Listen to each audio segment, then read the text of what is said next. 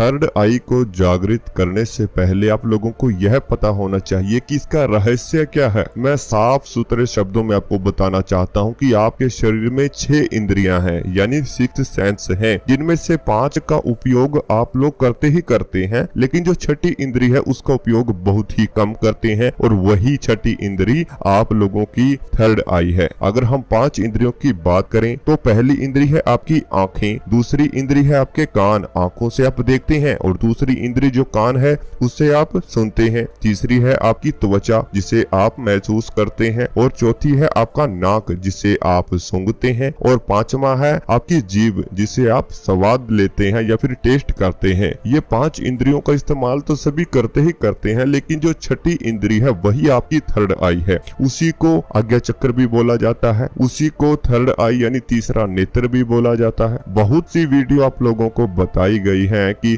Third आई को ऐसे जागृत करो, इस प्रकार जागृत करो, थर्ड आई जागृत होने के लक्षण क्या हैं। तो देखिए, ऐसे कभी भी आप लोग थर्ड आई को जागृत नहीं कर सकते हो, क्योंकि थर्ड आई को जागृत करने के लिए आपको उसके लिए एक रास्ता बनाना पड़ता है। उसी रास्ते की आज हम बात करेंगे, और यह भी जानेंगे कि थर्ड आई जागृत होने पर किस प्रकार के चमत्कार, किस प्रकार की शक्तियां आपको प्राप्त होती हैं, और आप थर्ड आई के माध्यम से क्या कुछ कर सकते हैं। सबसे पहले आपके सामने जो डायग्राम आपको दिखाया गया है उसे ध्यान से देखें, और एक बात को हमेशा याद रखना कि जब थर्ड आई जागृत होती है उसी के साथ साथ में आपकी सुषुम्ना नाड़ी भी जागृत होती है, और उसी के साथ साथ आपका ब्रह्मनाद भी जागृत होता है। ठीक है, ब्रह्मनाद की आवाजें आपको सुनती हैं, अनहदनाद जिसको बोलते हैं वह भी साथ में जागृत होता है, दशम द्वार भी साथ में खुलते हैं। ये सभी चीजें उसी थर्ड आई यानी छठी इंद्री में समाहित होती हैं। ठीक है, इतनी चीजें आपके साथ में होती हैं, तब जाकर ये आपका थर्ड आई है वो खुलना शुरू होता है। तो जो डायग्राम आपको सामने दिखाया गया है, हम उस रास्ते को जानते हैं कि आपके सांसों के द्वारा जो आपका थर्ड आई है वो कैसे खुलेगा, क्योंकि सांस ही आपके प्राण है। ठीक है, और प्राण आपके शरीर को चलाते हैं। जब वह सांस आपके थर्ड आई तक पहुंचता है तभी आपकी छठी इंद्री जागृत होती है, थर्ड नेत्र वह खुलना शुरू होता है। आपके शरीर में तो 72,000 नाड़ियां हैं, लेकिन जो जागृत हैं, ठीक है, जिनका आप अधिक इस्तेमाल कर सकते हो, जो आपके शरीर में प्राण डालती हैं, वह है 3 नाड़ियां, ईड़ा नाड़ी, पिंगला नाड़ी और सुषुम्ना नाड़ी। जब ईड़ा नाड़ी है जो वो आपके नासिका छिद्र के लेफ्ट साइड से शुरू होती है और मूलाधार चक्र पर रुक जाती है, वहीं तक उसका रास्ता है। उसके बाद जो आपके शरीर के नासिका छिद्र के राइट साइड में है छिद्र है, वहां से आपकी पिंगला नाड़ी शुरू होती है। ठीक है, और आपके शरीर के अंदर से होती होती आपके मूलाधार चक्र के पास रुक जाती है। ये दोनों नाड़ियां क्या काम करती हैं, बाहर से वायु यानी हवा, सांस को आपके शरीर में भेजती हैं। वहां पर एक जैसे बोल देता है कि मशीन वहां पे लगी हुई है, जो आपके शरीर में वाइब्रेशन पैदा करती है, आपके शरीर में एनर्जी पैदा करती है। वहां से आपके जहां पर सुषुम्ना नाड़ी शुरुआत करती है, वहीं से उसी द्वार से जहां पर ईड़ा पिंगला खत्म होती है, यानी कि जो मूलाधार चक्र है, वहां से सुषुम्ना नाड़ी शुरुआत करती है और आपके सहस्त्रार चक्र तक जाती है।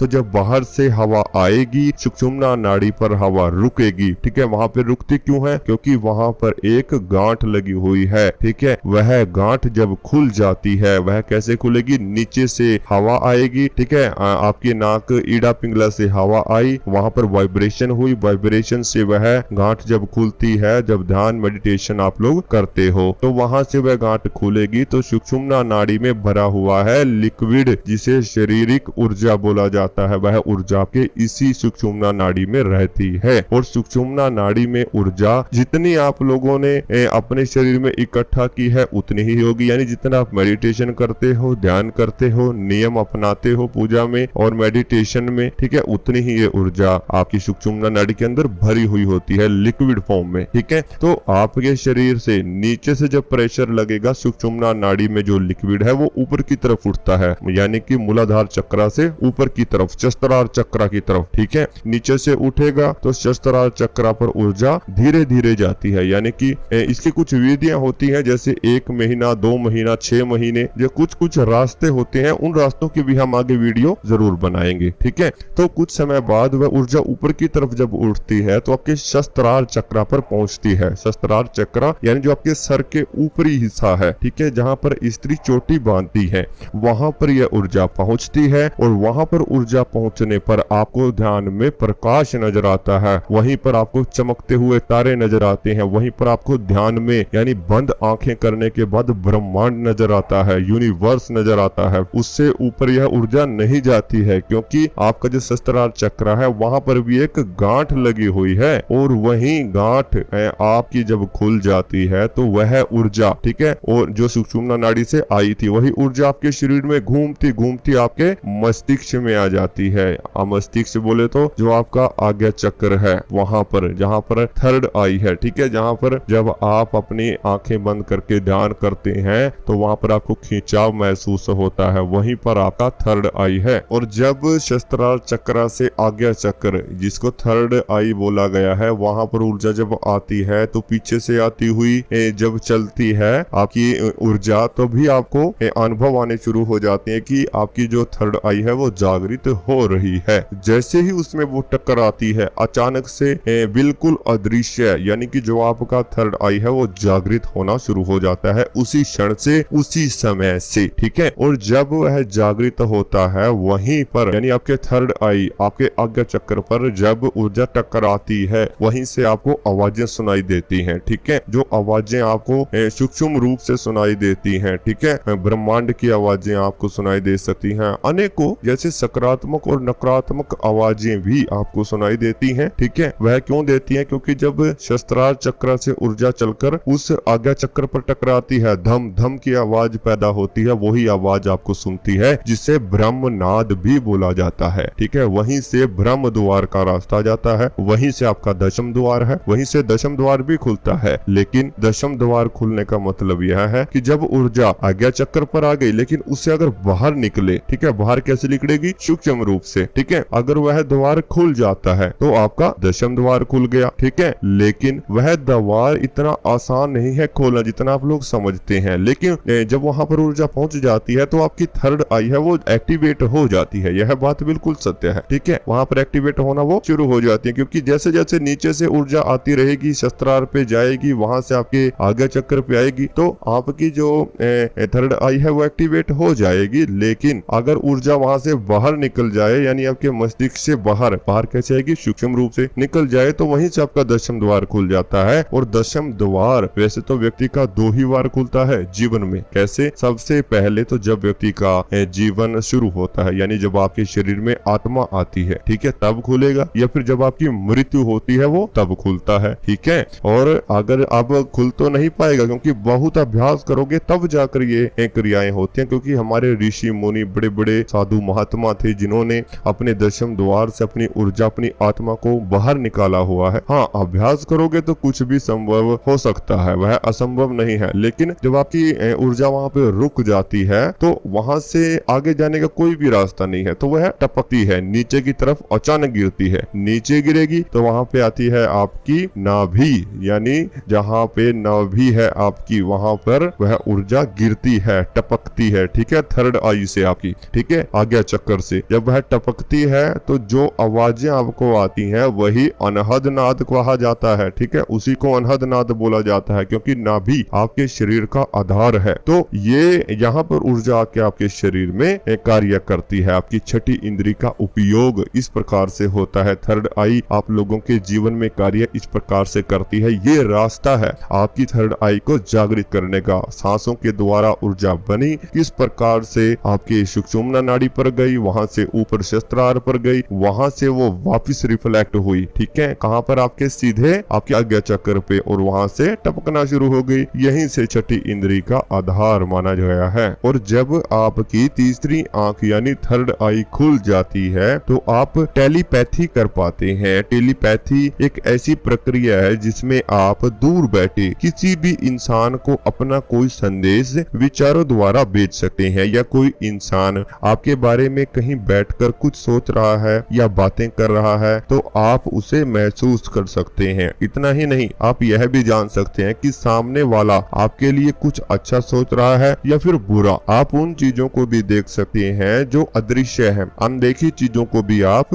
देख सकते हैं। यहाँ पर मेरा कहने का तात्पर्य है कि संसार में कोई ऐसी जगह नहीं है जहाँ पर पर किसी न किसी शक्ति का वास न हो। ठीक है, फिर चाहे वह नकारात्मक शक्ति हो चाहे वह सकारात्मक। जब आपकी तीसरी आंख खुलती है तो आप किसी स्थान पर उपस्थित शक्ति का अनुभव भी कर सकते हैं और सही गलत पहचानने की शक्ति आपके अंदर जबरदस्त आ जाती है, तीव्रता से आ जाती है। ठीक है, आपको ज्यादा कुछ सोचने की जरूरत नहीं पड़ती, जो आपके विचारों में अगर एक बार आ गया वही राइट होता है। बस एक नजर में आप सच जान लेते हैं। अर्थात इनकी यानी जिस व्यक्ति की थर्ड आई जागृत होती है उसकी बोली गई बातों में भी एक अलग ही प्रकार का जादू होता है, उसकी ओर लोग आकर्षित होते हैं। सम्मोहन शक्ति भी उस व्यक्ति के अंदर अपने आप ही पैदा हो जाती है। और जब आप लोग ध्यान करते हैं तो आपके आसपास एक ऑरा क्रिएट होता है। ध्यान करने से पॉजिटिविटी मिलेगी तो आपके चारों ओर पॉजिटिविटी का ऑरा क्रिएट होगा। इसी प्रकार आप दूसरों का ऑरा आसानी से देख सकते हैं। ऑरा देखकर आप उसके विचारों को भी पहचान लेते हैं। ऑरा ऊर्जा का एक घेरा होता है जो हमारे शरीर के चारों तरफ होता है।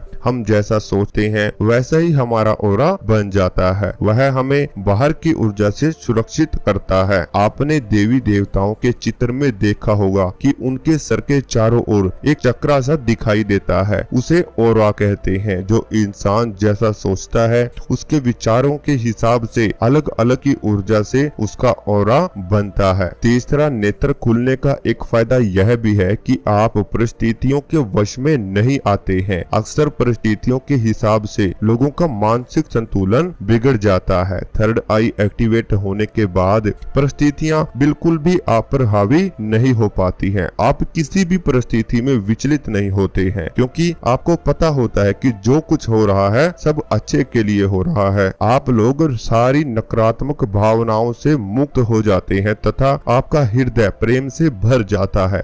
आपको किसी पर गुस्सा नहीं आता, ना ही नाराजगी आपको किसी से होती है, क्योंकि आपकी समझ में ये आ जाता है कि सामने वाला यदि ऐसा होता तो क्यों ये ऐसा बन गया है। उदाहरण के तौर पर अगर आपका कोई मित्र या संबंधी जिसका व्यवहार आपको कभी पसंद नहीं आया है, जब आपका तीसरा नेत्र खुलने लगता है तो आपको बोध लगता है कि कोई भी व्यक्ति यदि ऐसा है तो क्यों है, वह उसके किसी पिछले जन्मों के कर्मों का फल हो सकता है या किसी परिस्थिति का परिणाम हो सकता है। जैसे ही आपको इस बात की अनुभूति होती है आप उस व्यक्ति को पसंद करने लगते हैं या फिर स्वीकार करने लगते हैं, यानी कि आपके अंदर से क्रोध बिल्कुल खत्म हो जाता है। अध्यात्म की ओर आप अधिक बढ़ जाते हो। आपको दृश्य आपके आज्ञा चक्र पर दिखाई देते हैं। विचार आपके मस्तिष्क से बहुत ही कम हो जाते हैं। ठीक है, आध्यात्मिक विचार आपको अधिक आते हैं। थोड़ी बहुत जो छठी इंद्री है आपका थर्ड आई है वह सभी की जागृत होती है, क्योंकि आप दिन भर जो पूजा करते हैं, मंत्र जपते हैं या फिर आप लोग ध्यान मेडिटेशन करते हैं। यदि इसको पूर्ण रूप से आप जागृत करना चाहते हैं